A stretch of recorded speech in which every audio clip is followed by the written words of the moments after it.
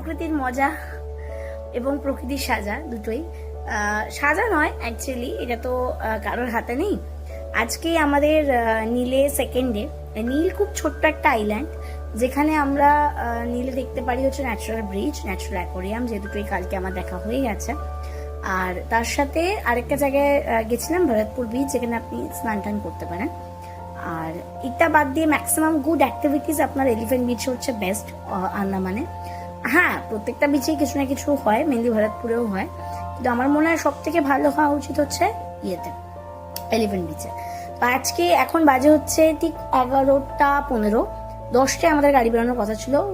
গাড়ি was late অবশ্যই, কিন্তু সব থেকে বড় কথা যেটা, এই যে এখন দেখুন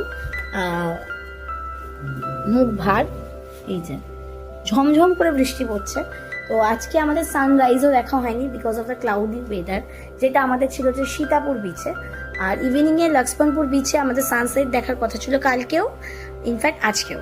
তো আমার মনে হচ্ছে দুটোই বেকার যাবে।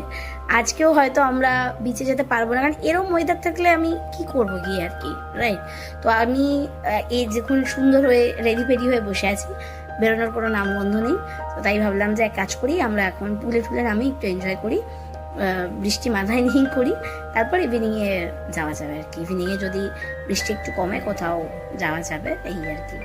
বেশ, আজকে লাস্ট ডে, কালকে আমাদের ব্যাক টু পোর্ট ব্লেয়ার। তো আমি তাই ভাবছিলাম যে নীলে মানে একটা দিনই ওকে, যদি সেকেন্ড ডেটাতে কপাল ওয়েদার ভালো থাকে, মানে অ্যাকচুয়ালি প্রথম দিন থেকে তো ওয়েদারটা ভালো ছিল, এখন ওয়েদারটা ভালো নেই, কিছু করার নেই।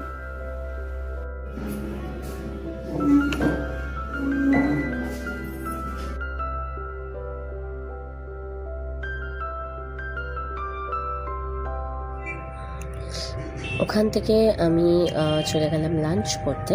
তো লাঞ্চে একদম ঝিমঝাম আইটেম অর্ডার করেছিলাম। চিংড়ি মাছের একটা স্পেশাল আইটেম ছিল, আর তার সাথে রাইস ছিল।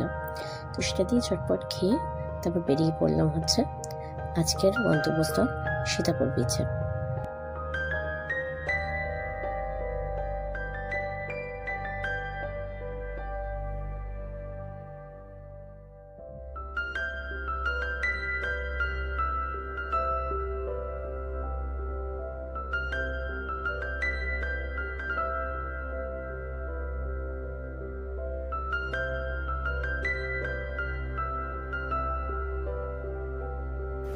এটা আমি কিনলাম রোল।